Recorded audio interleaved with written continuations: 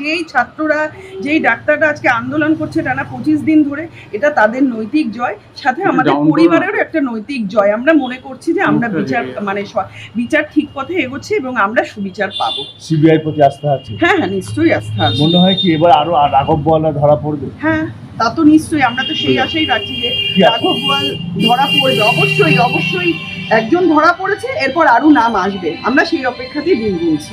এটা কি আরো আগে হওয়া উচিত ছিল? মানে অ্যারেস্টটা অনেকে দাবি করছিলেন যে দেখুন, এটা তো হওয়া উচিত কি ছিল কি উচিত ছিল না সেটা নিয়ে আমি কিছু বলতে পারবো না, কিন্তু যেটা হয়েছে তাতে আমরা খুশি। একটা স্বস্তির নিঃশ্বাস বলা হ্যাঁ, যায়। নিশ্চয়ই নিশ্চয়ই। কোথাও গিয়ে একটা তো আমাদের মেয়েটা তো দুর্নীতিরই বলি, সেটা আমরা খুব ভালোভাবে বুঝতে পারছি, তো কোথাও গিয়ে একটু হলেও আমরা স্বস্তির নিঃশ্বাস। কোন জায়গায় কি মনে হচ্ছে তিলোত্তমার আত্মা একটু শান্তি পাচ্ছে? এখনো নয়, যেদিনকে এই যারা এই অপরাধের সঙ্গে যুক্ত আছে তারা যেদিনকে প্রত্যেকটা মানুষ ফাঁসি কাঠে ঝুলবে বা চরমতম মানে অপরাধের শাস্তি হবে, সেদিনকে আমরা